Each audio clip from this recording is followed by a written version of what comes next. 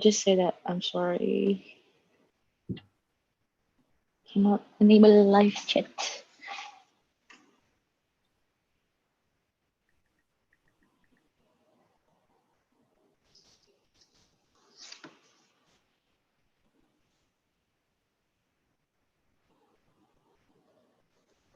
All right. Wait, whoever is turning on the volume. Enable live Oh, chat. me. Sorry. Okay. We're back. Yes, and still cannot enable live chat. Sorry, guys. Like, I don't know why it's technical difficulties. I'm sorry. But hopefully, just think of it as radio, you know? You can't really comment, right? That's true. Okay. So let's just start with an introduction. So whoever is watching knows who the heck we are. Yani, stop looking at your camera. You wanna start first? Yes. Okay. Hi guys. Most people probably know. My name is Sharon. I'm recently unemployed. I'm You should say fun employed. fun employed. That's why we're doing this, you know. And But we have always wanted to. I mean, we've always done this, you know. Like we talked on Zoom all the time, and then one day we just kind of had the idea to record and right now stream our discussion. Oh my God, sorry. People are distracting me with WhatsApp. Yeah, so record our discussion about movies that are relevant to today's world situation. And next, you can introduce yourself, whoever one of you. I mean, I guess to clarify, we are not. I actually haven't been like zooming like together before this pandemic happened, right? Like we don't even Right. each other on a daily basis or maybe on a weekly basis. Like especially to you, Chick, I don't really like. I can't remember the last time when was the last time I actually texted you. Mm-hmm. But this whole thing going on, this kind of pandemic whole going on, and then we started to like just like spontaneously, hey, what are you doing? And then we were just like Right. we just connect to one another, and then we just kind of started this like weekly Zoom meeting, and then suddenly the idea of starting this podcast just popped up. Right, but you have to admit it's like almost everyone is doing it, but it's which is fine, you know. Like Which is I think we're pretty cool. I mean, we guess I mean we are all living in 3 different countries in 3 different like time zones. It's like literally you are in the United States and Europe and Asia, mm-hmm. but somehow we managed to actually gather like Yep. and discuss about Oh, also, if people don't know, probably know, we have known each other for a long time. We went to the same high school in Singapore. So yeah, and we're longtime friends. What is it? Me? I'm the only one that's still left in Singapore. You guys are like That's true. wing. Right. Yeah. But then that also comes to the topic of how did we get the name? Oh yeah. Right. Okay. Super random. You taste like sunshine dust. Who wants to explain? I mean, to put it in the simple words, we love this cartoon, a very weird, depressed cartoon called Salad Fingers. I don't know if you guys have watched this, but if you haven't, and then you like this kind of like depressing, uh, uh, uh, depressing short cartoon, like you can just watch it on YouTube. It's weirdly, I mean, it's weird, but it at the same time it's satisfying to watch. Hearing, which is yeah, it is weird. But then like, wow, I remember I was showing it to one of my friends or something, and yeah, they just kind of started to we avoid or something. I mean, I know, I like, I guess as a spoiler, I think that's like dark comedy is just it's just always been like our favorite because even the two movies we're discussing today, which we will get to in a bit, Yeah, are pretty much dark, like crazy comedies that is like depressing and like, oh, this is reality, but like at the same time we love it. You know, like I don't know. I I think it's just I mean, this is like literally the kind of genre that I'm actually interested to watch. yeah, Like, yeah, yeah, yeah, yeah. it's Exactly. either I don't like to watch horror movie like ghost scary that involves supernatural, be like those ghost story. Like I don't Mhm. like to watch that, but I'm very inclined. I mean, I'm very interested in watching like thriller, mystery, and dark comedy. Like that's Mhm. like probably like the best genre for me. Mhm. And I think we are kind of the two of us kind of bonded because like we like the same thing. I mean, if you really think about like our other friends, like maybe Tika, though she doesn't even want to watch us right now, but I mean I mean these girls they don't really like this kind of Mhm. Mhm. topic. They yeah, like Mhm. Mhm. romantic comedy, like funny Mhm. romance Mhm. probably. We are more towards the dark side. So Yeah. this is the reason why we three actually bonded, and then we can actually uh, we picked two movies today to discuss, and apparently these two movies are revolves around of, Yep. uh, I don't know, it's about like violence or vengeance. Mhm. Okay. So before we go there, do you want Chiquita, do you want to just like introduce yourself real quick? sure. I'm Chiquita. Um, I live in Berlin, and I am also recently fun employed. So we It's see, so funny. yeah, It's like such a see, there's a pattern coincidence. here.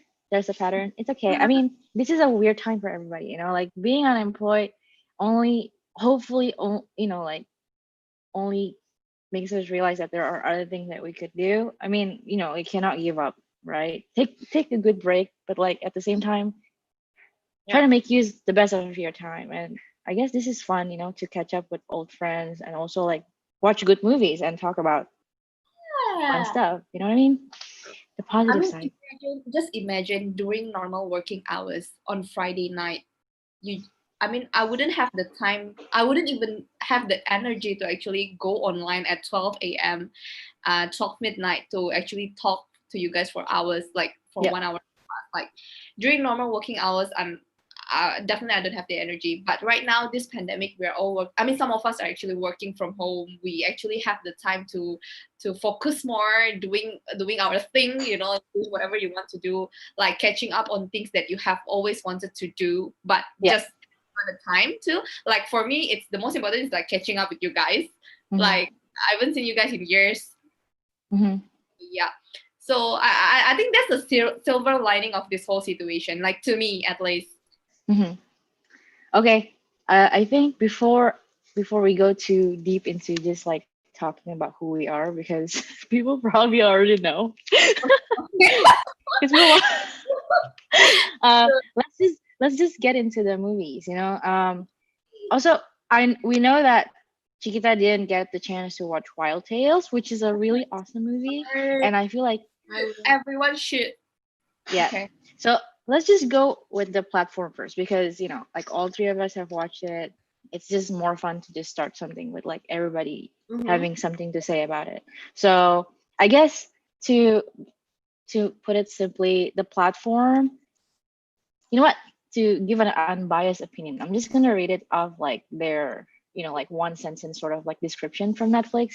So the platform, right, it is released in 2019, and the description is pretty simple. In the future, prisoners housed in vertical cells watch as inmates in the upper cells are fed while those below starve.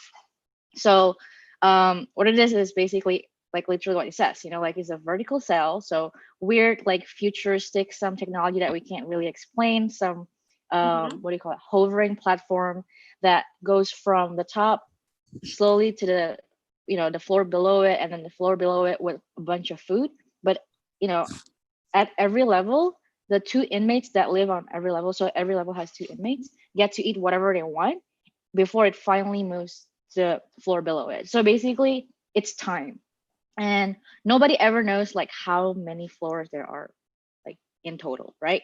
But all you know is that if you wake up in, let's say, floor 76, you would have the chance to eat whatever is left after 75 other floors, worth Mhm. of people have eaten.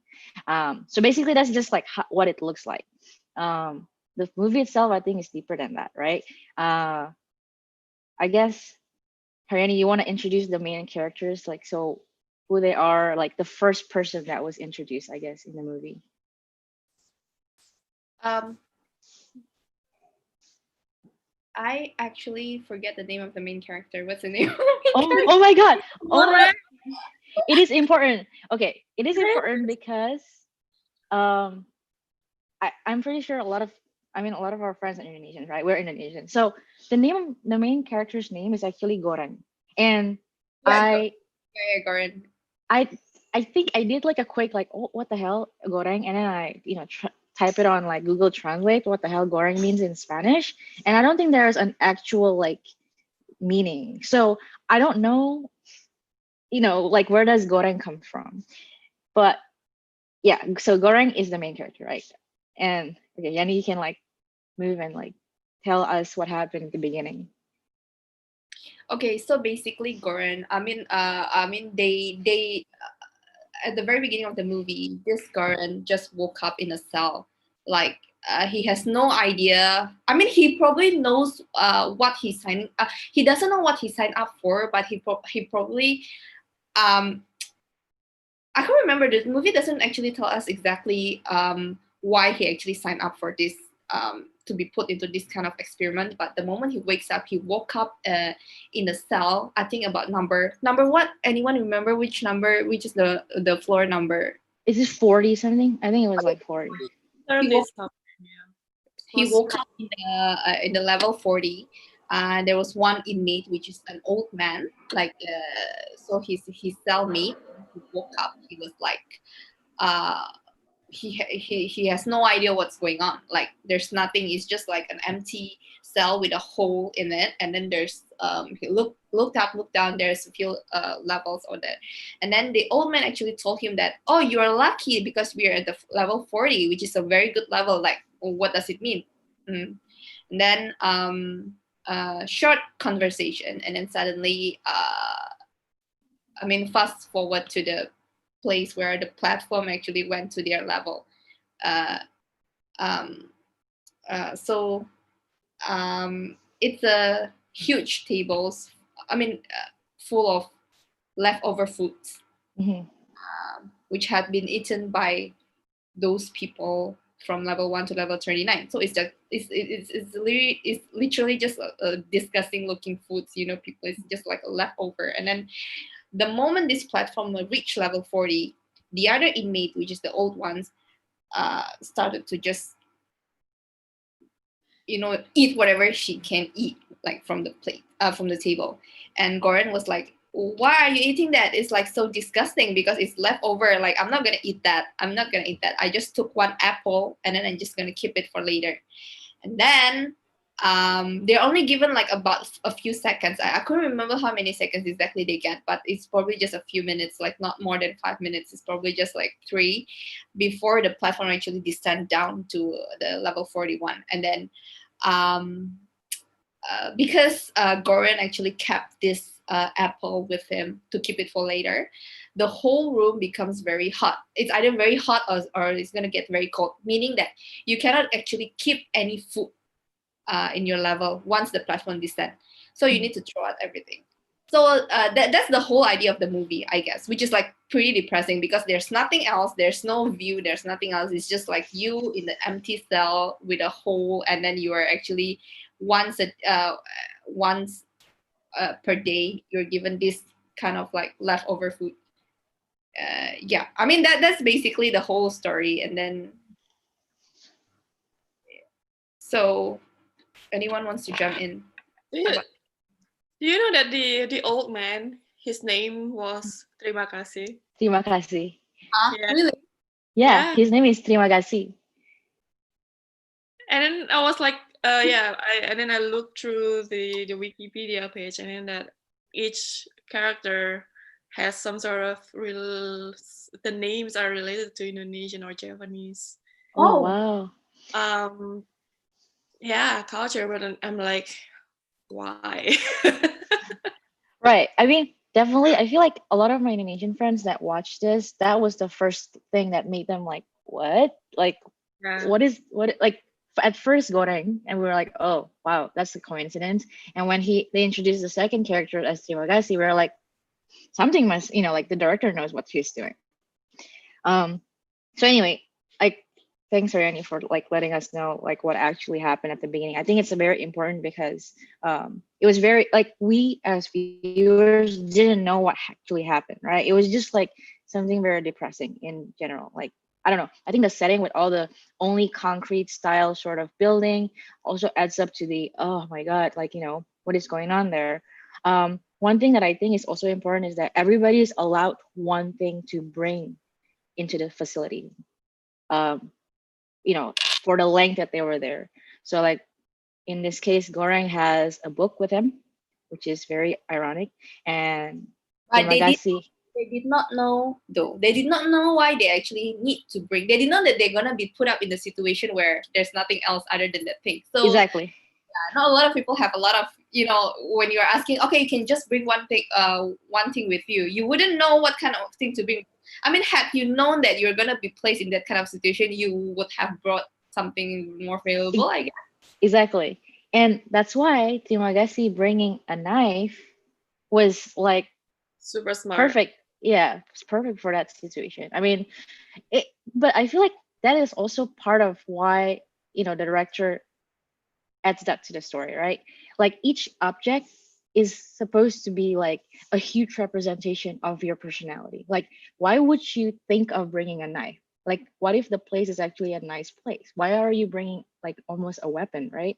Versus like, Goreng, you're so dumb. Like, don't you know this place might be like a hellhole, which is a hellhole, and you're only carrying a book? Like it really shows what kind of person you are. Like if I ask you, oh, Tikita, you know, you're gonna be in this facility, but you don't really know what the facility is like. You can only bring one thing. Like, are you going to have a negative thought about the place and prepare something for the worst, or you're gonna think of the place as like it's gonna be a cool like vacation home. I'm gonna bring my favorite book. You know what I mean? But that's the thing, because he got in voluntarily. Remember, because he wanted to get his diploma, and then he didn't know what he signed up for, and then he thought that I want to quit smoke as well. So I haven't read Don Quixote. I've always wanted to read this, so I'll just bring this one. And he thought he's just gonna spend his time reading book in there. Right. Yeah. But that was So yeah, true. like this kind of movie is very difficult to like discuss if like people haven't actually watched it, right? So I Yeah. think let's also give context here. So what actually happened after so Yanni, you can like continue this. I think you're the best at this. So what actually happened after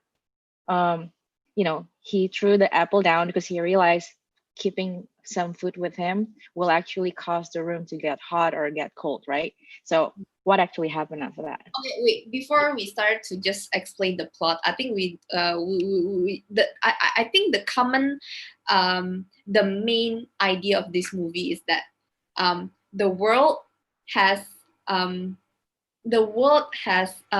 is able to give. I mean, the world has enough for everyone's needs, but the world doesn't have enough for everyone's greed. So if Right. you're being greedy, the world wouldn't have enough. But if we actually take whatever, we actually, take just what we need in this world, the world will have enough for all of us, each and every one of us. Okay, so that's a very good point to bring, because I'm just going to go straight into like telling people like what actually happened, right? Like in short. So basically, on first level, a bunch of chefs are like, working so hard to prepare like a feast, basically like really good food, from like the best, I don't know, grilled chicken to like a very nice dessert. Like everything looks so expensive, and it will go to the first floor. People can eat it. Go to the second floor. Blah blah blah blah blah, all the way to no, like we don't know how many levels there are. So like what has been explained just now, at level 40, where he found himself at first, he realized that a lot of the food were already like trash. Basically, people already like treated them like, like bad things. So he doesn't want to touch them. So you can only imagine what happened to the food at, at the bottom, right? So another thing that people have to know is that you are only at a certain level for a month. After the month is over, you can suddenly wake up in a different level. How do they do that? It's not explained. It doesn't really matter. So what happened is, after he woke up the second time, after the month is over at level 40, Goreng found the next month that he woke up in what, 170 something, like 70th level or something like that.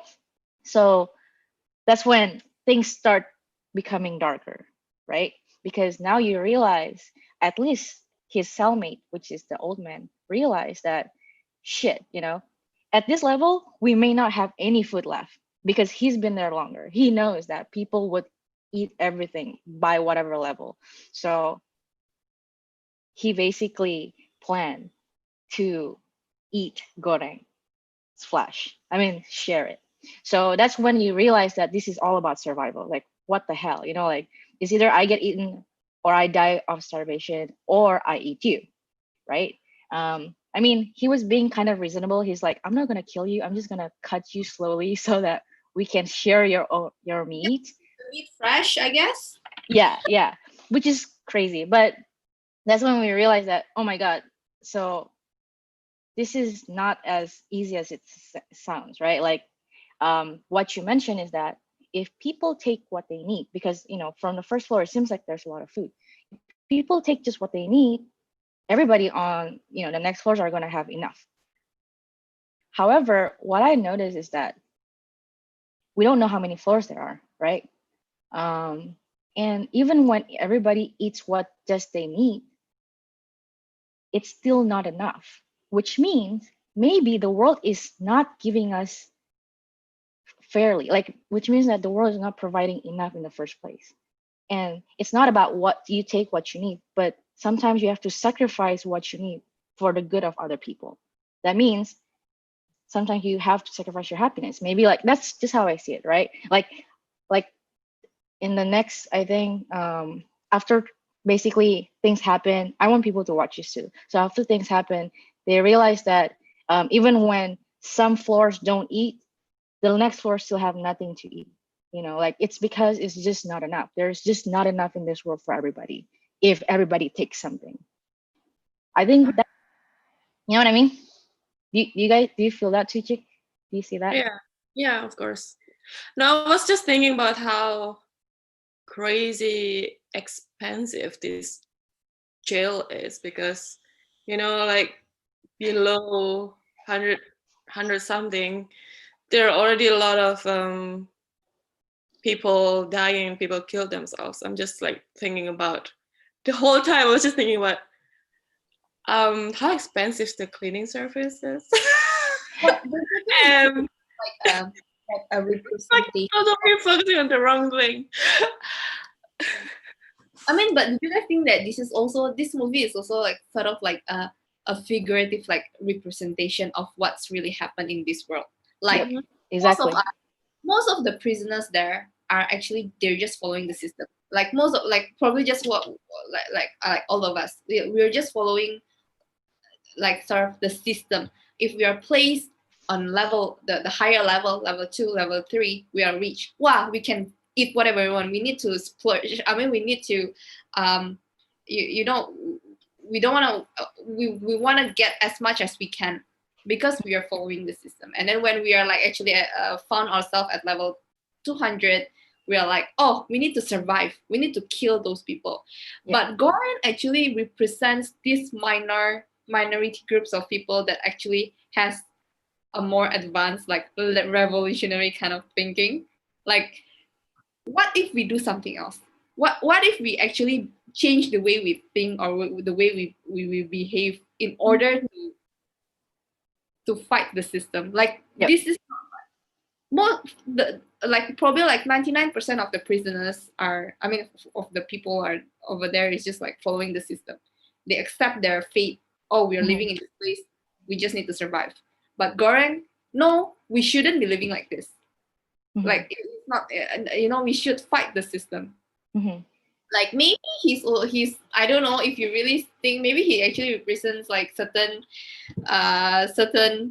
people who actually revolutionize this world. Like, No, I mean, if you I completely agree. I mean, like, I always liked him from the beginning, right? I feel like, okay, this person has a good heart. That's like the number one thing that I thought. Even when he had to eat his dead friend, he still thought twice, like, oh my God, like, do I want to do this? Like, he's very more, like, he is constantly in moral dilemma whenever, like, even though everybody is like just thinking about themselves, again, selfishness, everybody is selfish, right? To a certain extent. But he's the one that is most like, I'd rather starve than eat my own friend's body or whatever. But then he had to do it in the end.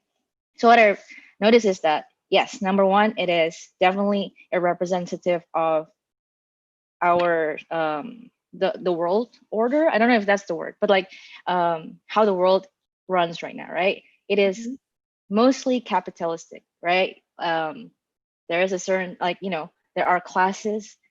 I guess it's represented by the floors, number one, number two. Number one has no idea what's going on in level 250. They're eating all good food, and then they didn't realize that at 250 they're killing each other just to survive, stuff like that. The same way as, like, maybe many privileged rich people that have always lived that way doesn't have any idea what's going on, in that little alley, in a ghetto area, I don't know, somewhere in Jakarta, for example, right? So I feel like that is very important. But another thing that was very also I noticed is that when you mentioned, Goreng is the type of person that wants to fight the system, which is in a good way, right? He thought that the system is screwed up, like not everybody gets to eat because of this. And honestly, you never know what floor are you going to end up in. Sometimes you suddenly wake up and you're like, second floor, oh my God, this is amazing. And then before you know it, you wake up and you're at the very bottom, right? So I think there's like that sense of, like, you never really know, like, which situation are you going to be put in, right? But then at the end, when Goreng is like, okay, I don't care which floor you're in, like, as long as everybody can eat. That means if you already ate today, you can't eat, whatever. And then he like jumped on the platform with the other guy, right? And he actually even he would go as far as hitting people, killing people, from stopping them from getting food, right? Like, he would go violent so that everybody can get their share, kind of thing. So I feel like it's also, I mean, not necessarily like, I wouldn't say it's like a good thing necessarily. Like, whenever you see someone, it's almost like a socialist sort of like government. That's the whole idea of the movie. Is socialism a government system? I don't even know. But like, basically, you work hard, for example, right? And somehow in this case, you work hard is represented by suddenly you're waking up at level 50 or like level 5 after spending a month in level 172. You're like, I deserve this. I haven't eaten for a long time. I just want to eat. I've waited for this day. And then suddenly Goreng is like, no, you can't, because now everybody has to eat. So you kind of feel like now your life is like controlled by someone who supposedly has, who's thinking about the greater good, right? For everybody to be able to eat, you cannot eat, but now I decide whether you can eat or not. So it's like there's that sense of like, ah, shit, like, before you can actually ask people, ask like a large group of people to change their way of thinking, you need to firstly do it by force. And then people are, because they are forced to do it, I mean, maybe that's the whole idea when you are actually forced, when there's actually a force for you to do something, and then eventually you will just like, okay, fine, we will follow this way, you know. And another thing that I think is quite interesting as well is that um, it's actually not the people who are at the bottom, at the lower level, that are more depressed, but instead people who have been at people who are at the have been to the bottom and then move to the top are actually the one that's more depressed, because they've already, you know, they've already tasted how bad it is for you to be placed on the lower level, and then suddenly you are actually moved to a nicer place up there, and then the thought of the thought of, you know, the possibility of you being moved, you know, go back to that, the life of misery down there, they just couldn't bear it. That's why actually the Trima Gazi actually, he actually advised Goreng that people who are at the level, at a higher level, actually have nothing else to look forward to. When you're at the lower level, you have a hope. Oh, maybe you can, the next month I'll be put at the top. But when you're at the top, you already have everything. You're already happy. There's nothing for me to look forward to. Isn't it like what kind of like represents like human, like, you know, we always want to have something, you know, when we don't have, for instance, I mean, it's just like a like a like a shallow thinking. Let's say we don't really have much, we don't really have money, like we were living like we don't really, yeah, we don't really own much, we don't really have money, we work hard to actually find that money. But once you reach the level where you have everything, what else do you look forward to? I guess this is also kind of, this is why I actually think that this movie actually represents what actually happened in the real world, but they just like, they just put it in this one constrained place, but it's actually, I mean, maybe this really represents the world, I mean, like we're we living could argue that maybe the world is constraining us in, you know, even though it's, you know, we live in a planet, but at the same time everything is under control of like a small group of people, which is in this case the people that are on level 0 or level 1, you know, like um it we have to admit it, like, you know, it is a direct representative, like I'm pretty sure it is. I don't know, what do you think, Chick? I guess, what is your overall thought, like? yeah, I I think really hate Goreng because, you know, because he went there voluntarily. And then when he asked what his favorite food was, he said it's escargot. And then when he found out that there was actually escargot on the platform and he didn't eat it, I'm just like, are you serious? Well, I was just like, but you know, I don't know. I mean, there's a lot of details that I honestly I don't. know it's not that important, but it was like, No. I feel like this movie.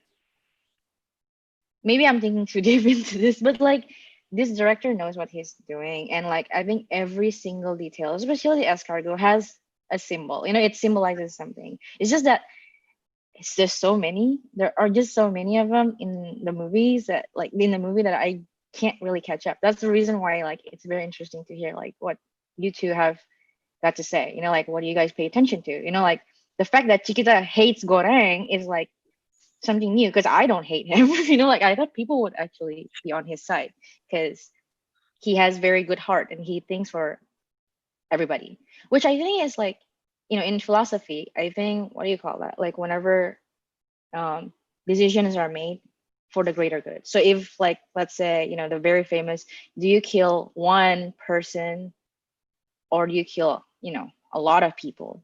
Which, like, at the end, you kind of think of like, oh, you know, both are wrong. Killing people are wrong, you know, no matter what. You can't argue that. But like in this case, killing many people is worse than killing one person, kind of thing. So I think in this case, like, you know, Goreng is the type of people that are thinking for more people. So even if that means he had to kill somebody so that he can save hundreds of more people, that's, you know, that's his way of thinking, yeah, which is not wrong. I mean, we're only left with so many options, I guess, in this life. Um, yeah. so before we move on, And we also have this one important character who's just super random. Sometimes she's there, sometimes she's not. Oh, That who's that? yeah, I mean, what's up with her? um The Asian lady. I couldn't remember her name, but yeah. Yeah.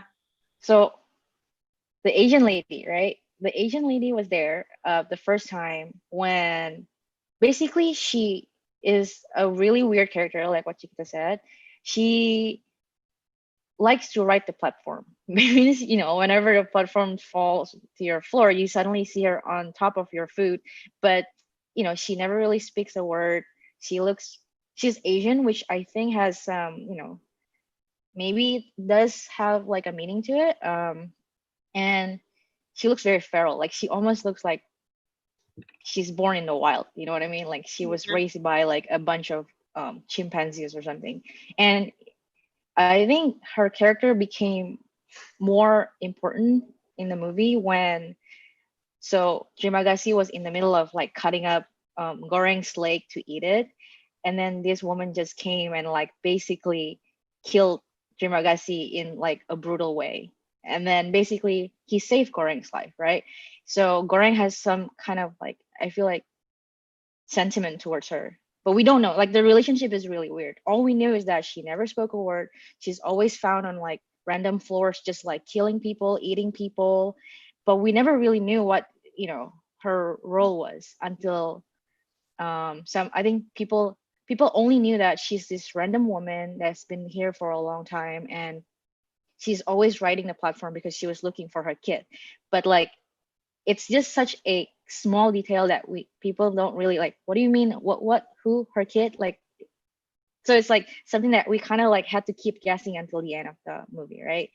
So I guess this is also like this character was there to. I mean, it's actually really open to everyone's interpretation whether you really want to believe that she actually have a kid, which I don't think that kid part was actually a bit weird for me because there's no way a kid like at level 250 or something can survive on her own.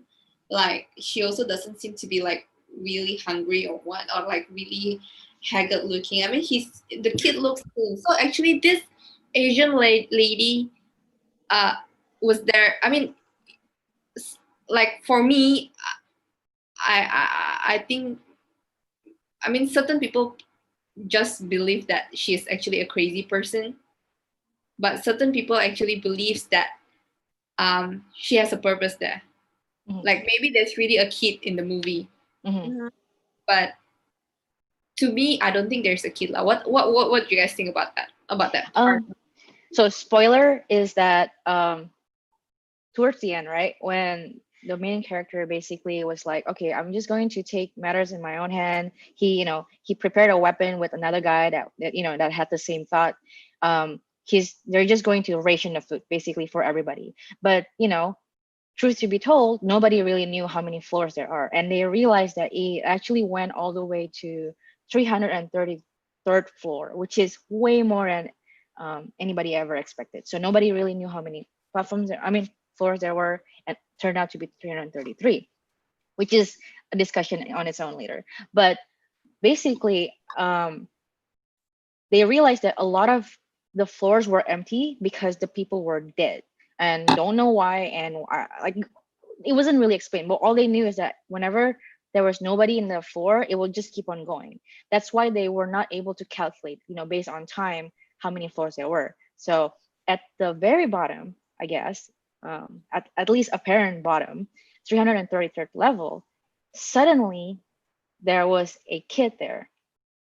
Also, I forgot to mention this, but basically, in one of the floor, an old man basically told them, they met them like, oh my gosh, like you guys are doing something that revolutionary. This is awesome. I'm supporting you. But, there was one thing that you had to do to make a real difference, is to basically say, fuck you to the people on the very top by keeping one food untouched. Basically saying that, you want us to fight for all this food, but we're going to show you that we are not that kind of, we're not going to follow your, I guess, be the victims of your control. Here's the food that is untouched, and it's one of the best food there is, which is the panna cotta dessert. So at the very bottom, they're like, okay, the panna cotta cannot be touched by anybody. I don't care if people are killing themselves as long as this is not touched, because we have to send a message, right? And at the very bottom, they found the kid. The kid is by herself or himself. The gender was not like clear, but basically, the kid was by himself. I would just refer to him as him, and he seemed hungry. I guess that's what they assume. But at that time, Goreng and the other guy were already hallucinating like crazy because they were fighting people, from like I don't know how many floors. So they were dying, they were hallucinating, and they saw this kid. They're like, "Is this a hallucination? But you seem hungry. Why don't you eat this panna cotta?" So it's like the very thing that they were protecting finally was given just like that to this kid because this kid seemed hungry. And then that's it, right? So according to Haryani, this kid doesn't really exist, which I think a lot of people would agree because we can't really prove the kid was there. Another point that she brought up is that it's impossible to keep a kid at the bottom level, at the very bottom, without him dying because you need food, right? So that's what I felt like one of the most interesting part of the movie is that who is this kid, right? And what is this kid doing there? So I felt like the Asian woman, right? Whether or not that she really has a kid. I felt like this is my own interpretation, okay? Like you guys are free to like disagree. But basically I felt like she's the type of person when she entered the facility, I think she was pregnant. All right. She was pregnant, and I thought it's something to do with like being impregnated by the system. Basically, like someone at the very top impregnate her. She's like the type of victim that is like used by the people of power. She went in maybe with like, okay, you can keep the kid, but you have to stay here or something like that. And in order for her to like basically save the kid, she sacrificed herself by like killing people and stealing food, putting it in her pocket, and like going all the way every day to the very bottom to feed the kid. Basically that's how the kid can survive. But that's just something that I thought would make sense of what I've seen, right? But I mean, I don't know if that's the truth. If they were hallucinating and the kid is not real, then it's a whole different story. But that's how I think that's how I connect the dots. Basically, like why is there a kid and the kid actually look Asian? That's like another thing that made me feel like, okay, I mean, there's not a lot of Asian like characters in the movie, and her being Asian and being very prominent, the kid being Asian, I felt like, he has to have some kind of like connection there. But that's just me. What do you Yeah. think?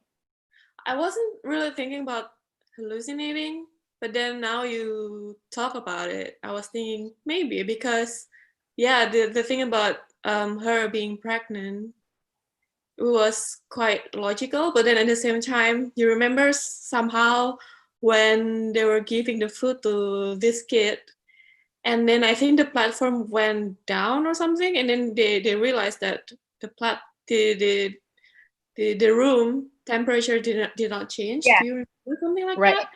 Well, Yeah. but then like, what's happening? Like, Yeah. That's why so I think the kid is like, there's not really a kid. The kid is just a panna cotta.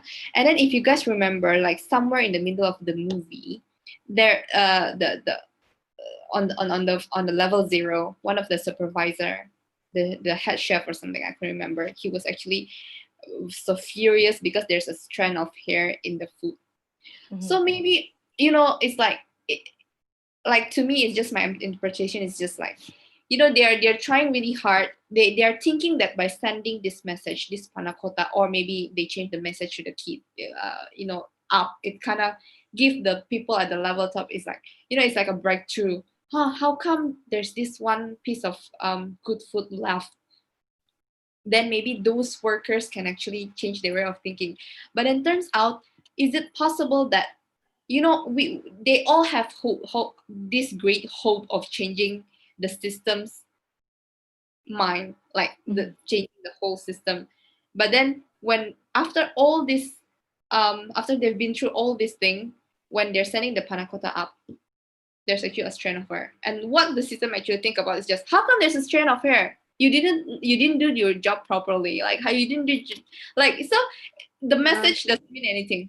Like we as a people, we can work really hard to try to change the system, but the system see us. They didn't even acknowledge our effort. They Mhm, just think, mhm. oh, how come there's a strain of hair in the panna cotta? Like how come it? What is this? You Right. know? No, that makes sense. I mean, um, what I noticed when after I watched the movie, because I was looking for people's interpretation of the ending, especially right about this kid, is like a lot of people disagree with each other because it's like now, like your interpretation is something that is very different from my initial one. You know what I mean? Like I was like, whoa, that is some, a new way of saying it. I feel like when I first watched it, right? I guess I haven't really watched it for a second time because I wanted to have like a more raw, like kind of like idea of what this movie is about.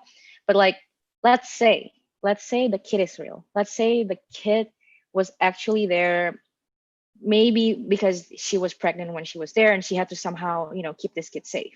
And um, but the question would be like, why is the kid always on the bottom level? I mean, that's what's made apparent, right? Like the kid will never like suddenly appear on level 45 on one, like unlike everybody else who's like being shuffled around. So the way I see it is this: the kid probably represents real children of the world. You know, they were born, they didn't pick which level they would be in. And in this case, no matter how rich they are, no matter what background they're from, when they were still kids, right, they still have nothing to say about what's going to happen to their life. That's why they're put at the very bottom level. While everybody else is like struggling, economically, um, socially, just trying to like survive, they are just put at the bottom waiting for food to come to them, or like basically uh yeah, like it's the reason why I feel like that makes sense is because if the message is the kid, right, like the kid is basically if the kid is actually really the representation of real children in the world, is that they are the ones that would probably able to change whatever is on the top. However, they need to be fed, they need to be given the resources that, I mean, they need the resources. That's why um they're at the very bottom. I just feel like, okay, I'm starting to like go in circles because it's like because it's like, now like my I guess my opinions are now like affected by you guys's too. Like, okay, I'm starting to like question what I really thought. But yeah, so the panna cotta is the message, right? It's like basically the best resources that we can ever get in this world. And usually adults don't see that. Like adults think that this panna cotta is just another dessert. They stomp on it, they puke, they eat it, and then they like throw up on other people. I just feel like they don't respect this thing as much. And at the very top, when you say that they really put a lot of effort into making this panna cotta, like even a strand of hair is like, this is not good enough. It's like seen as something that is very meaningful and a very important resource for whatever growth maybe. And the fact that they decided to give it to this kid, and this kid like at the very end went to the very top level. I mean, that was like probably the worst part of the movie because we didn't really know what actually happened, right? um but I just felt like that's kind of like the end is that they decided to save this kid instead of like um I guess like, no, you can't, instead of just keeping it to themselves and think that this is more important than the children of the world, like we're just going to basically save whatever message the does it make sense? I'm like at loss for words like right now. Yeah, I don't even know what I'm explaining. I know what you mean. Like, But basically like the kid at the end, even though they knew their mission was to protect this dessert, they still sacrifice that dessert. They still give it up so that the child can eat.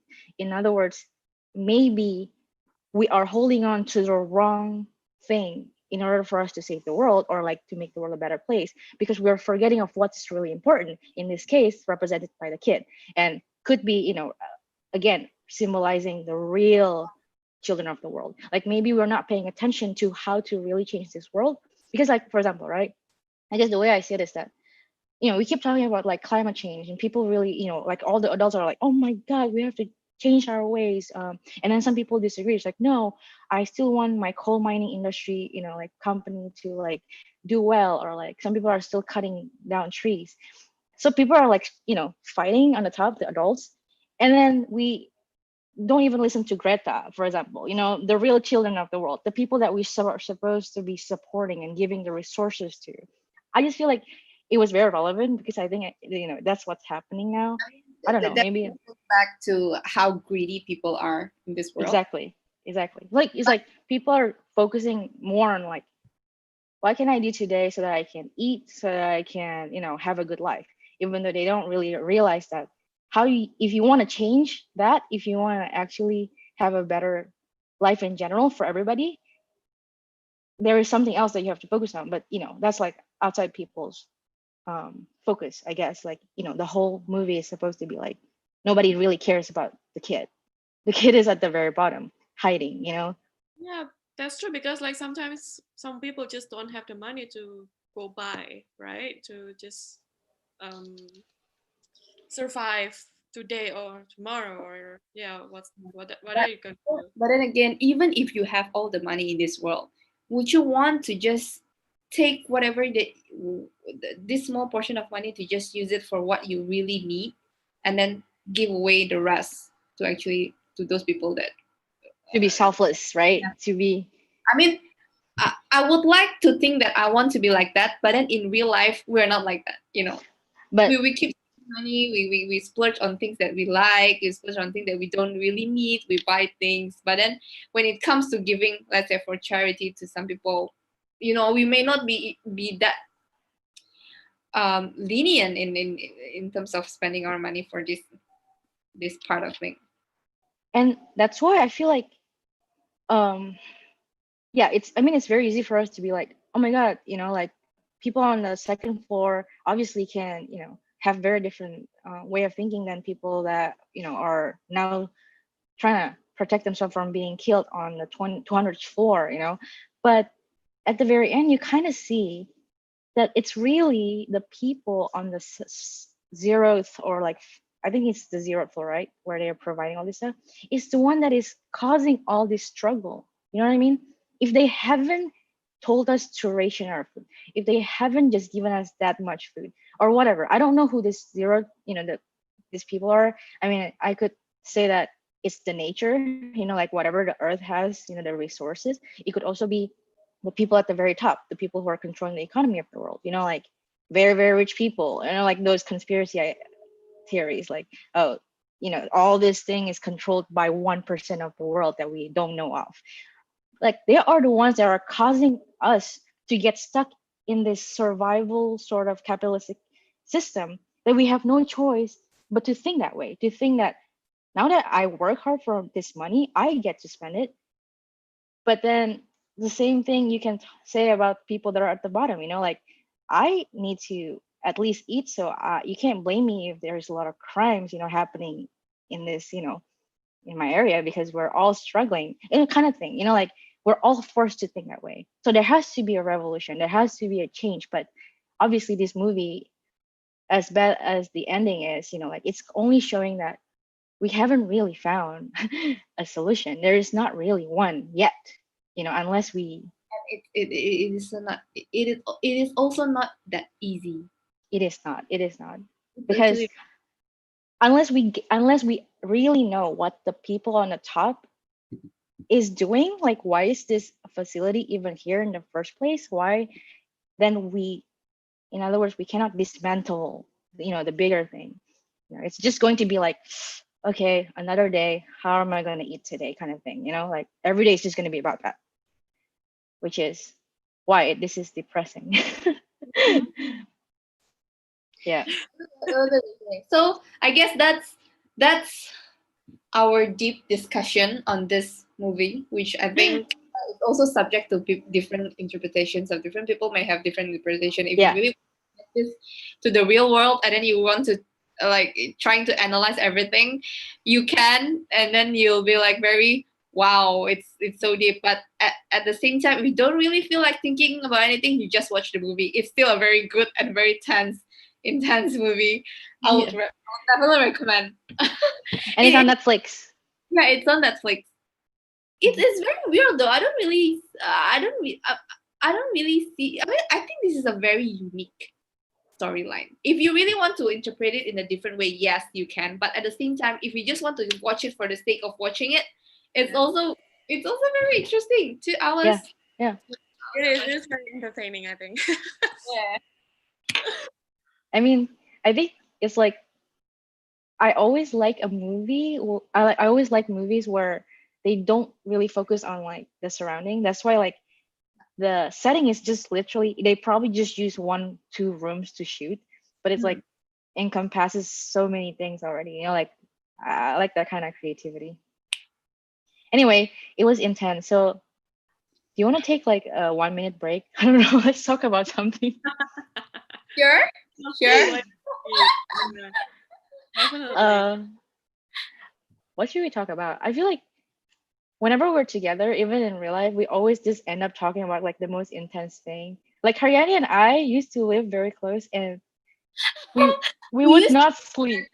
we used to just stand outside the gate and then in our school uniform and then just like talking under the sun for like it can last 1 to 2 hours standing in front of everyone. Everyone just like walking by. We just The gate was already like unlocked. We like unlock it and then like lock it again. But like just like uh, people have already walked in, and I was like, oh hey, you guys are still here. It's like, oh yeah. so another thing about us is that we used to live in the same area. So we used to take the same bus to school and then this Yep. bus 24 and me and Sharon is always late and I was always late. I'm always late. Chiquita is always early. So when Sharon goes to the bus stop and see me, it's like, oh, Haryani, you're late. You- Oh, Chiquita. Oh my god, I'm early today. Like yep. Anyway, I you know what? Um so the release, oh my god. The initial release of the movie I just found to be in Taiwan. Very weird. And it's in 2020. So it's actually very recent, even though it yes, says 2019. watch when it was just like released in Netflix. Hmm. I don't usually try to watch any random movies. I usually like to search whether it's actually like the rating, like Hmm. if it's good. And also, another fun fact is that the woman, the crazy woman, I don't know, in real life, she's actually like really, really beautiful. Like, I mean, obviously, they I make mean, her look crazy. actually you can tell. Actually, you can Yeah, tell that she's how bad she was like dressed up. You can tell that she has a nice feature. right. Yeah. And she's Filipino, I think. Which, Well, oh my god, I was like crushing on her. She oh, looks so oh. pretty. Hi to our Um, viewers, which is not.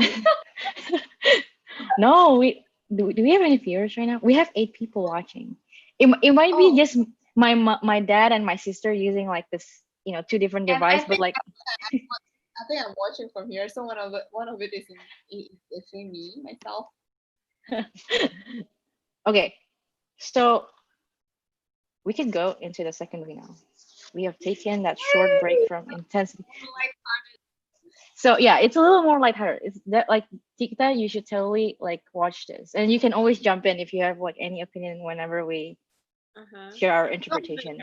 Quickly this also. movie you don't really have to interpret. It's just like fun to watch. I feel. Yes, it's really fun to watch. I mean, even though I do see like a trend in like each story, like what it is kind of like telling us, but I guess to start, right?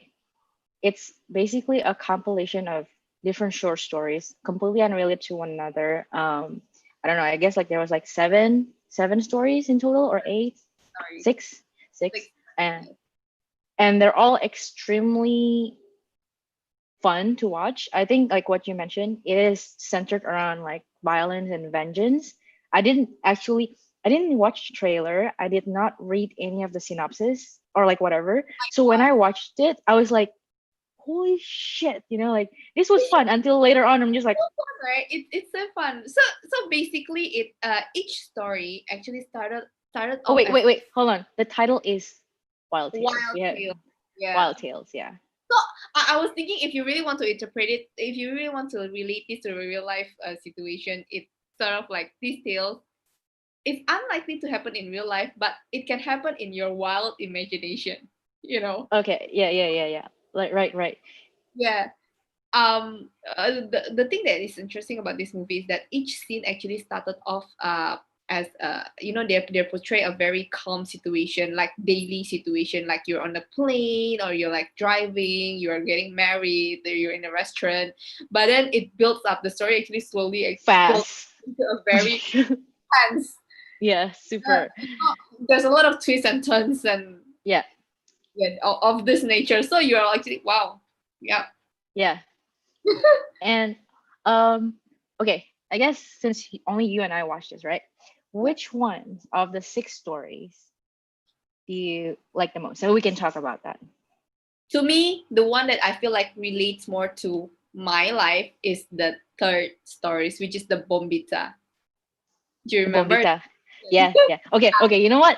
It's so funny that you mentioned that because the actor Ricardo Darin or whatever, Yeah. dude, I love his son. His son is so cute. You know his son? I know.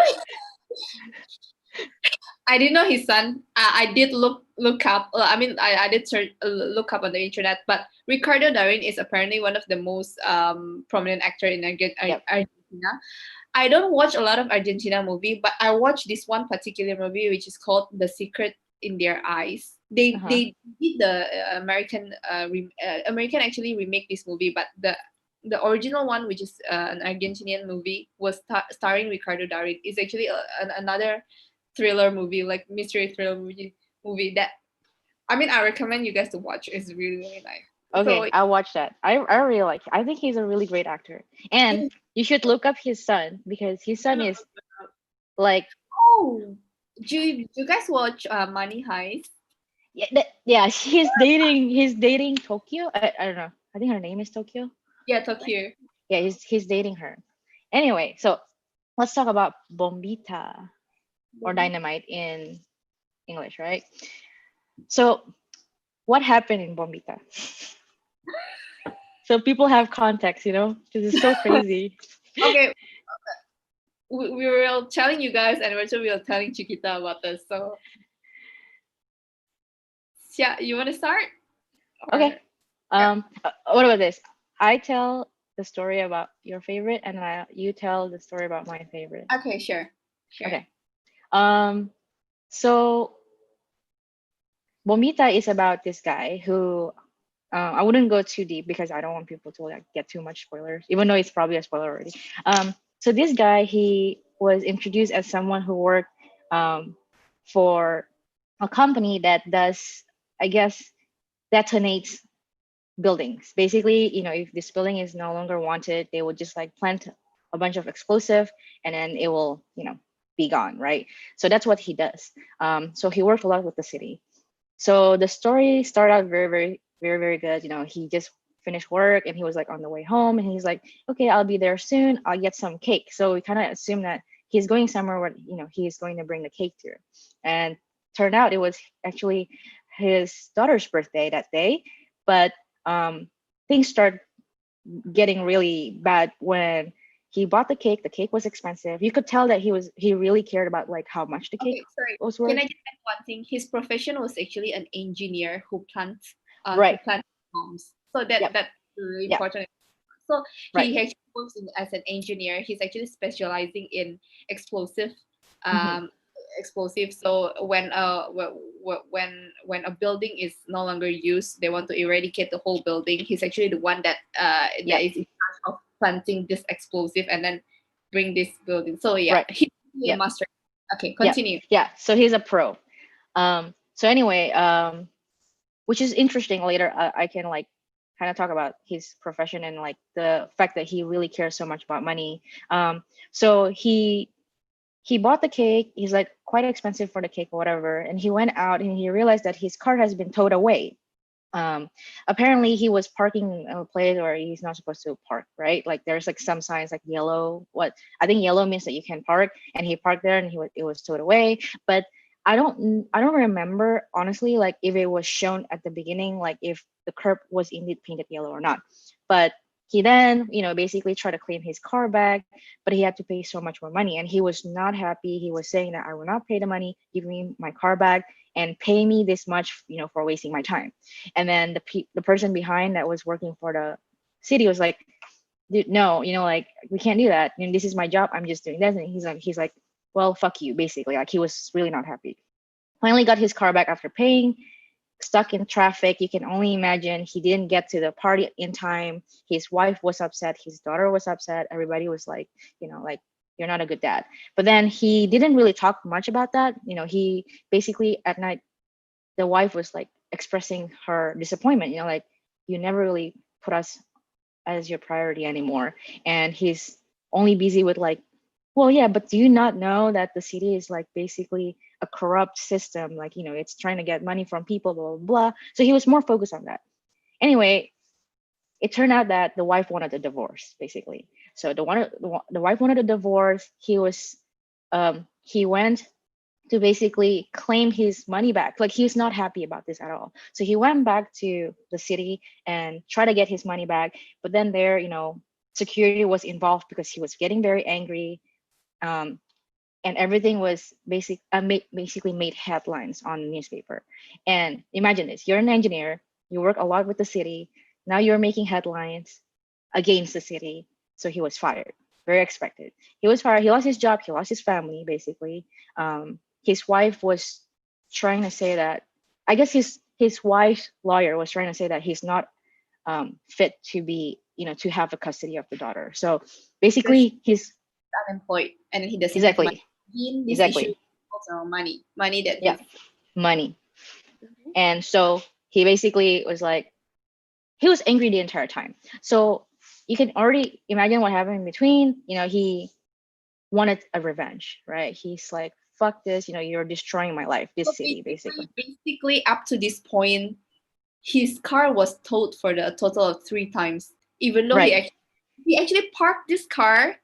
There's no signs visible, but then his car was towed 3 times because he was Yep. he was told that you actually park in the prohibited zone, like Right. know. So at the end, I think the most interesting scene was when he was just sipping coffee in a cafe, and then he watched his car getting towed, right? Then we are Which like, I think he did. time your car was actually But towed for time, but right, he's just like, hey, but you can I? see, you see the yellow line, and we all know that he saw the yellow line, so he did it on purpose. So we kind of knew what he was trying to do, right? He's an explosive engineer. He did it on purpose. So yeah, he basically got the car brought to wherever that thing happened in the first place, and it basically exploded there and didn't kill people, but caused a lot of like basically thing, right? And he was jailed. But at the very end, even though he's in prison, his wife and his daughter came to celebrate his birthday with his prison mates, and things just look so happy. It's almost like he's not in jail. He's like, thank you so much, hugging all the prison in, like, the mates. And then like his daughter kissed him. Like this is the first time he's happy with his family, and he's happy in general. And then the story ended. So that's basically what Bombita is about.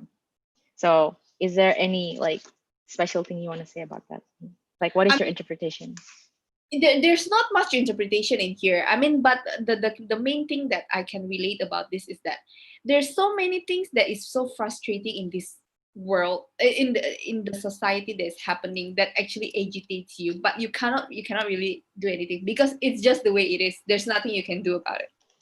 It's like you can argue. He parked his car. There's no signs at all that you're not supposed to park in this zone, but then totally no visible sign. He tried to argue, but then the government doesn't want to listen. It's so unfair, and yet there's nothing you can do about it. Like, isn't it what we encounter this kind of thing on daily basis, right?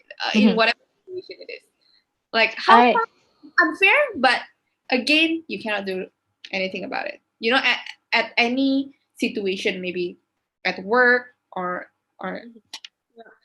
you You know, know what? since There are two things that I took notes from that one episode, right? One is when they were fighting in the kitchen, right? The first time when he was late and he was complaining about the city, and his wife actually said, but what are you trying to do? The society won't change. I think that's yeah, like a very important line. Like the fact that she's you one are of always those. angry at the society, but if you continue to being angry at the society, nothing will ever change. You'll just be a very angry person inside. You just like pent up your anger, and then you actually lash it out to people who are important to you, like your family, like your close friends, because you're actually angry at the society, and then this society is something that you cannot change.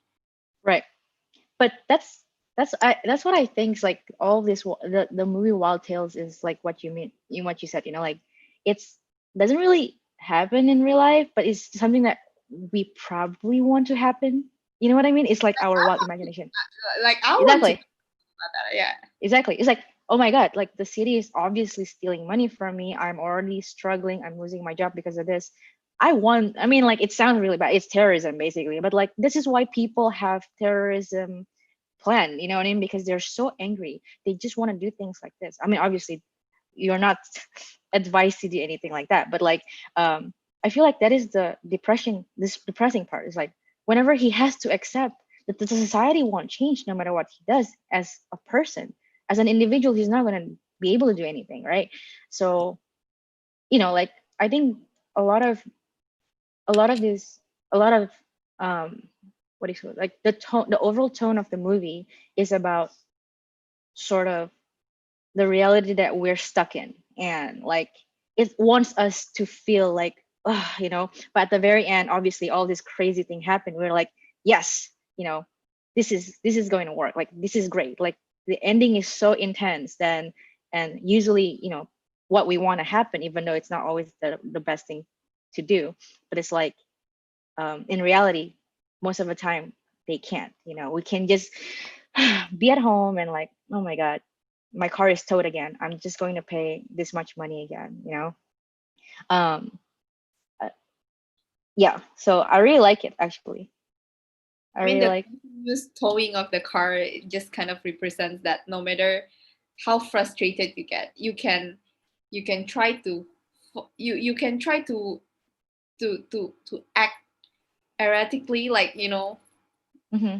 you can be angry, you can be you can scream at, I mean, but there's nothing, I mean, the situation won't change, so the Hmm. only thing you can change is the way you see things. Mhm. Hmm. Yeah, um I mean, What's your favorite storyline? sorry. Sharon, what's your favorite? me um you know what, it's so hard because I just watched it, everything is so fresh, and I Right. like everything. It's just, if I had to pick one, right, I think I like the one about the boy who accidentally hit the pregnant woman. The You remember boy that? So the boy, he's a boy. I mean, he's like underage, and I think he was driving, and he basically won. You remember that one? He Oh hit. yeah.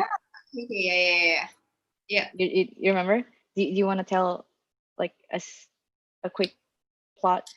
Okay, this thing is about this story. This short story is about There's a lot of things like uh uh unfairness in. Wait, hold on. Let's just tell them what actually happened first, Okay, so what that actually we can. happened is the Yeah. scene was set in the scene begins in the morning, normal morning in a very affluent family home, like a very big family home.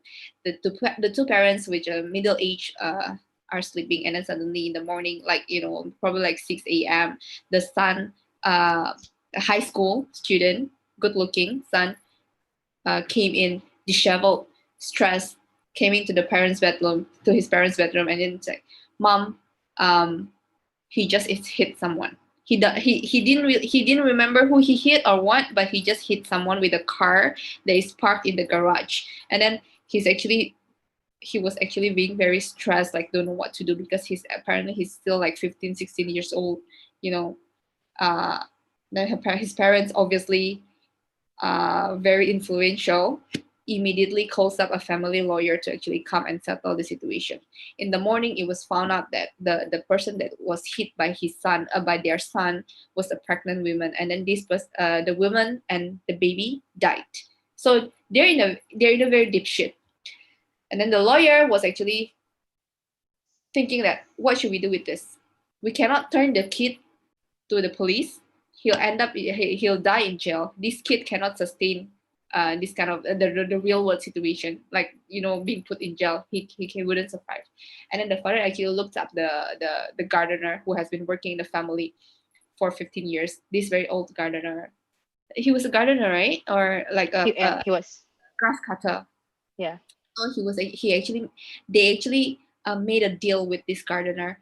Um, we can give you $1 million if you actually want to take up the blame. You pretend that you're actually driving this car 4 a.m. in the morning. You hit someone. You were drunk. You hit someone. You came back, and then so they will present him with a very good lawyer in court. Eventually you'll be out of jail in a few years time, or maybe like A 1 year. year. Yeah, 1 year, I think. You're right, in a year's time, then you probably go out of jail, but then you have this $1 million. This $1 million is not something that you can earn in your lifetime, so your family will be settled financially. But it's not it's not the right way. It's called bribery, or I'm not sure what it's called actually, like it's not the right way to do. Initially, the grass cutter, the gardener, actually agrees to do that, but then it comes to the point where, again, it revolves around greed. And then the gardener was actually promised $1 million, and then the prosecutor, the real government prosecutor, actually come to their house to inspect the car and the situation. So the prosecutor actually asked the gardener to sit in their car, in the chair. He was sitting in the chair, and then the prosecutor found out that, no, you weren't driving this car, because the car seat was too far back. We cannot see anything from it. So you were not the one who drive this car. And then the prosecutor found out that, the gardener is not the one who's driving this car. There must be someone else. And then they actually made the deal with the prosecutor. They're giving him $500,000 to actually keep quiet, and then just stick to their original plan to put the gardener as the person who's driving the car, who is at fault. And then the lawyer also requests for money from the parents. I'm actually putting my career and my reputation at stake by doing this, so you need to give me another $500,000.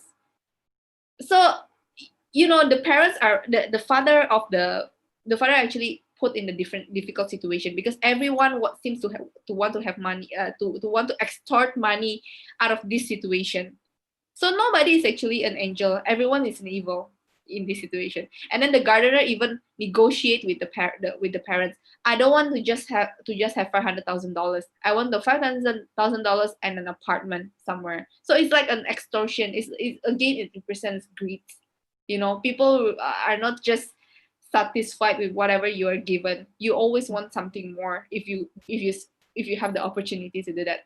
In the end, the father said that, I don't want to wait to be put in this situation. I cancel all the deals. I'm gonna turn my son to prison. At this point, everyone was just like, okay, fine, we agree with your terms. And then they actually settled for $1 million for the three of them. So for the gardener, the prosecutor, and the lawyer, they settled for $1 million. And then the father agrees. And then the reporters are actually waiting outside their house.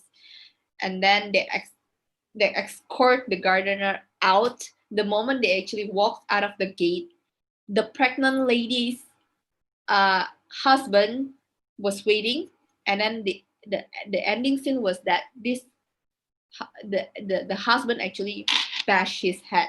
So that's the end of the story. Like, we don't know what happened to the gardener, whether he actually died, which is gonna present a more.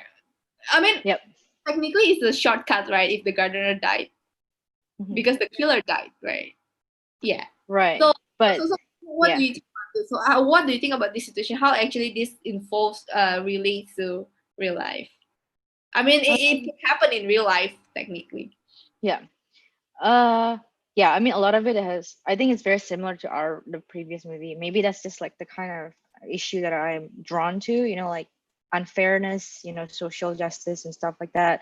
And I feel like obviously here, the first thing that you notice is like, how are you going to like sacrifice someone's life, putting that person in prison, no matter how much you're paying them, just to save your own image kind of thing, right? You save your son. I mean, more than son, I feel like a lot of it is more image. Like that's just how I see it, right? Because they have some image to protect. Like if their son does something like that, it will tarnish their name as a family, and it can cost them money. And that's also the reason why I feel like the dad was also holding on to the money more than the fact that the son can be protected by signing all these deals. um but also like there's a little bit of like everybody's just being very greedy and keeps on like extorting this guy basically, right? Like, I want more. Okay, are you seriously going to pay your lawyer more? I'm the one going to prison, give me your apartment, like all this, everything just makes sense, like of course you want more, like this is a huge thing that you're doing, someone's life, not just one but two lives, you know are involved, like they died basically, right?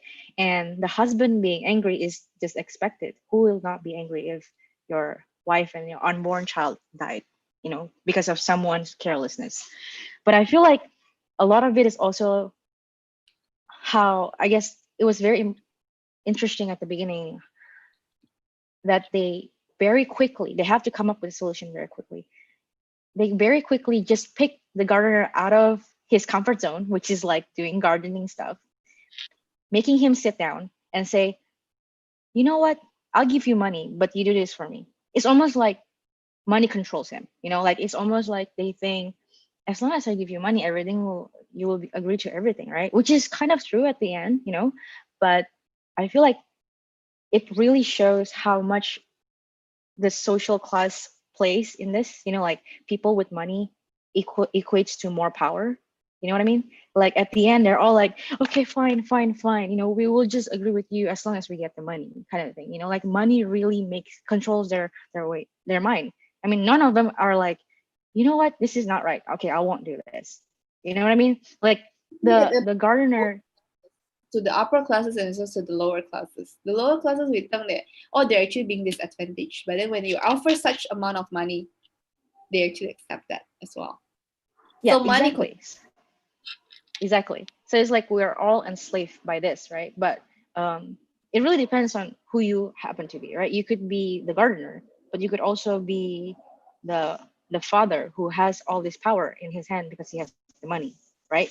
But at the very end, I thought it was very interesting that they ended it with like, you know the possibility of him being killed. I mean, like he was hammering him. He's not just like punching him with bare hand, but it's like a real hammer multiple times. Like I would think that he died. Like basically, the very end is like, it's like your life. Like it could be your son. It could be your son that was being brought out and then like getting killed in front of you. But now you're literally sacrificing someone else's life so that your affluent wealth and lifestyle is untouched. Now it's none of your business anymore. Like literally the story will change. The killer died. The son is never going to be at wrong. Maybe he's depressed for the rest of his life because he's carrying this guilt on his back. He obviously a good person. It's just that he made a The mistake. son is the only one that actually wants to do it the right way. So it's Yep. actually those adults are the one who are polluted. The son, yes, he did have this accident, but he actually wanted to turn himself in, but nobody allows him. Maybe the son Exactly. those, like you're still innocent and you still want to do the right thing. You still don't want to be involved in this kind of scheme, like, yeah. Yeah. So interesting. I mean, I think that is also an interesting story. Basically, each of the stories are very interesting. Yeah. It has different settings, but Yeah. you can actually relate it to a real life situation. It's like one of those movies that really depend on like the each individual actor's like expressions. Like they don't have complicated plot, but like each expression is so relatable. Like you can totally like imagine this as being like they're just so good at acting them out. You know what I mean? Like, and it's like, and again, it's they're so good that it almost seems like it should never happen in real life. This is something that is definitely like just Yeah. everybody's wild imagination, which is unfortunate because I want to talk about everything. Like, is there a second favorite that you have? Maybe we can talk about. Probably we'll just talk about the last one, Lala. I think three stories. The rest, or do you want to Yeah. talk about? No, no, no, no, no. Let's just talk about one last one. Do you want to talk about? I don't know. The first one was quite interesting. The first one was great because like literally it opened the movie and I'm like, Whoa. yes, Okay. this is the dream. It's like, I need to watch this movie. Chiquita, you have to watch it. Wait, I think let Chiquita watch the first story because it's very unpredictable. Yeah, that one is. So perhaps we'll talk about, I don't know, what was the second one you want to talk about? Which one? I feel like Yeah, sorry? the wedding is a little Bit extreme, right? bit extreme. I mean, it's just a lot of interesting points, but it's just extreme. And then the second one where it was just a guy like flipping off someone on the highway is kind of interesting. I mean, Yeah. obviously, I think that wasn't like the one that made me feel the most scared, obviously, but at the same time, But like it's the also, end is I funny. think you can actually relate it to real life as well. Like Yeah. when you have the chance to get back at someone, let's say someone did something to you, and then you have a chance to get back at him. Technically, you don't have to do it. You can just walk away and then walk away from all the troubles. But then Yep. people, generally, Hold on to it. you always want to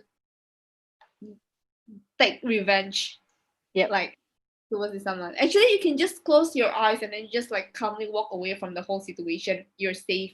You don't get into any trouble. But us as human, we have this like I don't know what you say. Maybe you're just like really petty as a person. Then you always want to get back at someone that has done certain things to you. Yeah. Oh That's my the god, it's such a good, like, I really love it. It's like the fact that everything is just a short movie makes it even better. Yeah, it's so good. Everybody has to watch it. Okay, I think I will just leave Chiquita to watch. Yeah, you have to watch it first. Okay. It's called The Ah, Oh, fun fact, it's actually the most successful movie in Argentina. really? Yeah. Oh wow, that's crazy.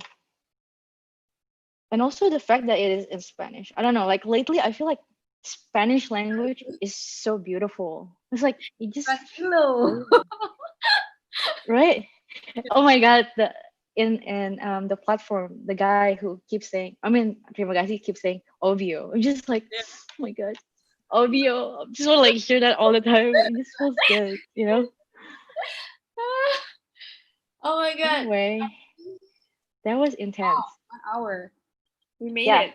Oh my god, I'm so sorry. Whoever is still viewing, who's I'm still so viewing?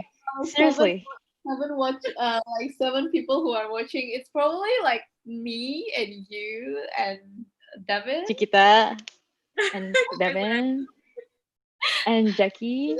Is Clarence there? I don't know. Like honest, like actually, I know one mistake that I made. I think Candace. Oh, I don't know. I don't want to force them to watch, but like you know what I mean. I I don't think at this did point I'm say actually confident enough to actually ask people to watch me talking. Like I feel like I'm talking gibberish, but I know we have a point. What is just the way we express this it. is our first time, dude. This is our first time. Oh, Like okay, we're yeah. still getting used to it. And Ah. Chiquita didn't watch the movie. Oh yeah. Are you bored, chick? Are we boring you? No, of course not. This is the most fake answer I've ever heard. No, not at all. I'm just like, yeah, I hope that next time we can. I mean, I guess it's kind of hard if you haven't really watched the movie and then you're just listening to people explaining like things you don't really Mhm. get. But if you really watch it, it's I can I fought for this movie. It's interesting. You won't feel bored. But I get that the Yeah. movie is really interesting. It's just that the Yeah. discussion was just really really heavy because it's Friday, guys. No, yeah. I mean, that's I thought so too. I was like, oh my God, we really picked two movies that are quite heavy, I would say, like even for me, like it's not heavy as in like the stories are extreme, but the discussions are so relevant to whatever is happening now. So whenever that's the case, I feel like we just have so much to say. And sometimes you don't put, your thoughts very nicely, on top of each other. So you kind of like go here and then you go back here and then like, Kind of jumble up like yeah, yeah. But I learned a lot from, like YouTube, basically new ways of seeing the movie, which is the most important part, I feel like, from this discussion is that the directors usually just like, I know what I'm doing, but I'm not gonna tell you. Yeah, Like you guys are free to like talk among sometimes you even guys. the actors doesn't really have all the answers. Even the actors Mm-hmm, actually have their own interpretation. Like the director mm-hmm, doesn't actually tell. I mean, maybe the person who actually writes the script doesn't actually tell his or her intention. There are actually certain cases like that that mm-hmm, it's being left open to different interpretation. So even the mm-hmm, actors have their own um, uh, yeah, have their own way of you know have their own interpretation of their own character. I mm-hmm. think Yeah, it it really makes me feel like it's fun to be an actor. You know what I mean? Like, you know what, I okay, on an unrelated note, yesterday I just watched this movie. It's called The Post. mhm, It's about the Washington Post, starring Tom Hanks and Meryl Streep, which is the two greatest actors of all time, I feel. And then after watching it, I feel like I want to be a journalist. So I think I think we just get carried away. we're like Nobita, right? Like Nobita just gets like inspired right after reading or like watching something, and then like kind of disappears the next day. Okay, Like malas, like lazy. like after he actually saw something, right, he would cry to Doraemon to actually ask to be. He's actually a bit selfish. If you think about it. Yeah, he is. He is so. Ah. Um. So I think we've let it run for a long time. Should we? Should we end it? hmm Yeah, Ah, I that's will. sad.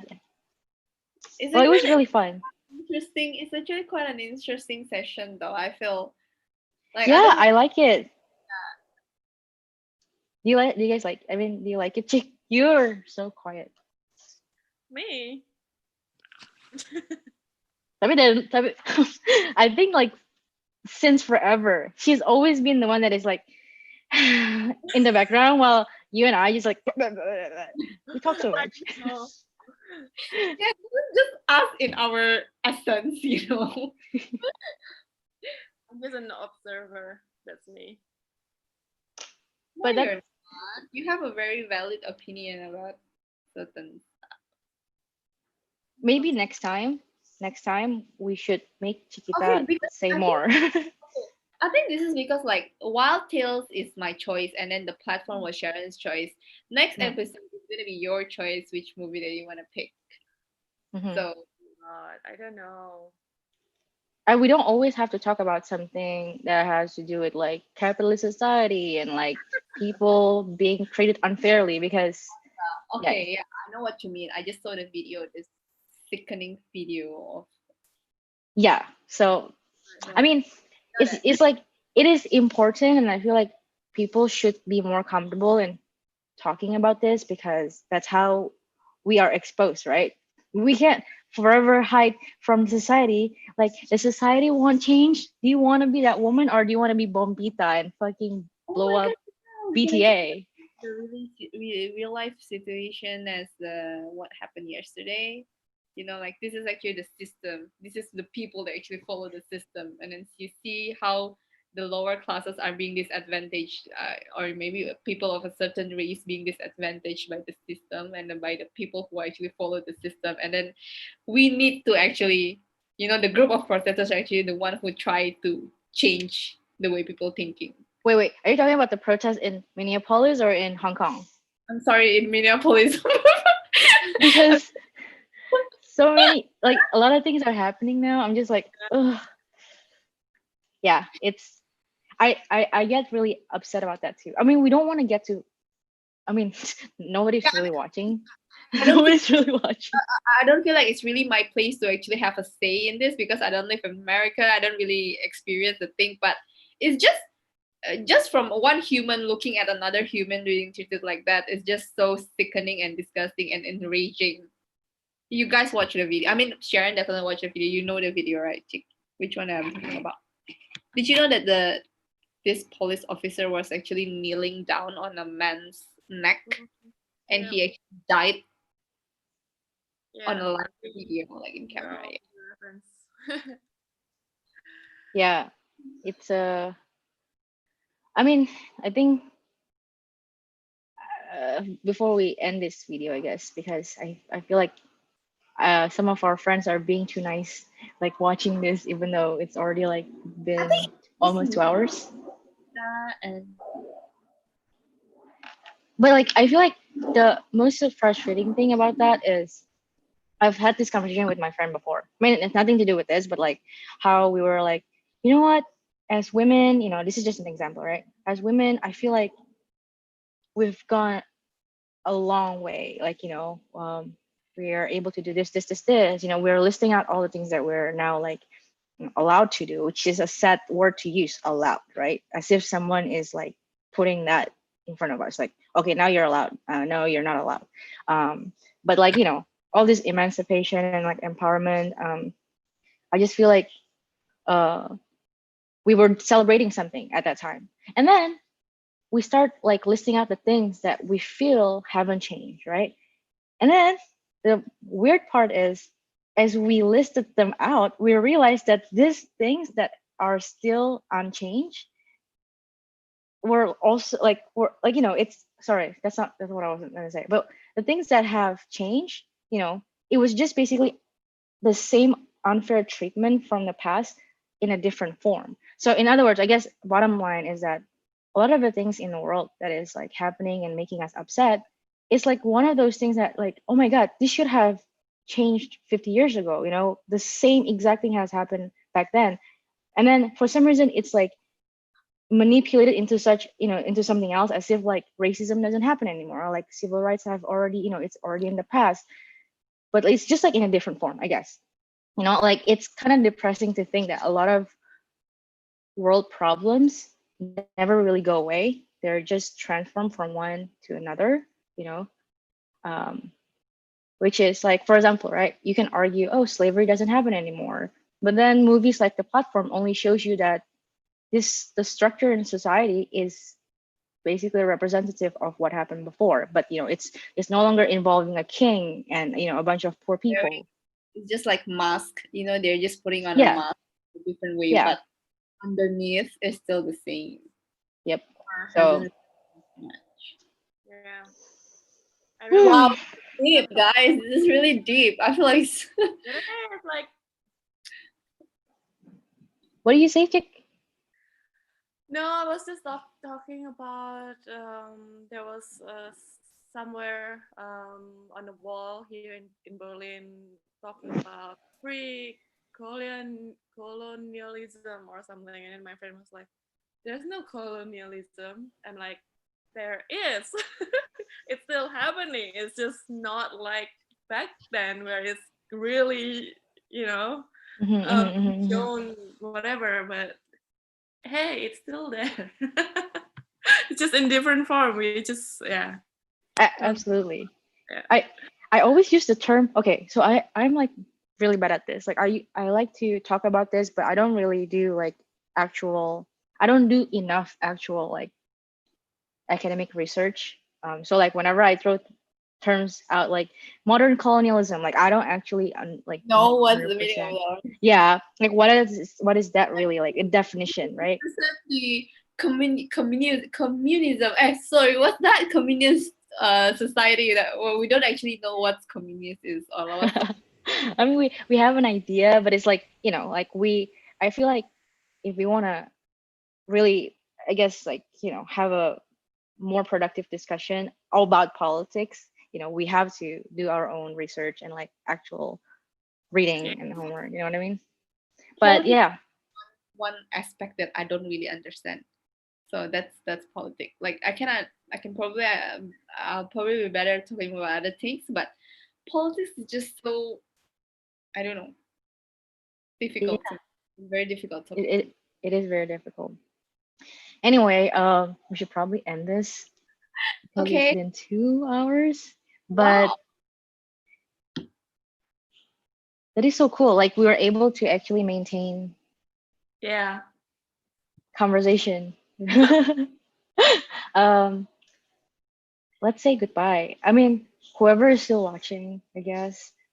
Thank you for tuning in, even though a lot of this is our first time. Yeah. So I'm sorry. We're sorry if like there is not like fair distribution and who's talking and like we keep jumping from like one topic to another. We're all just like really nervous, but we want to do this again. It's fun. Mhm. Yeah.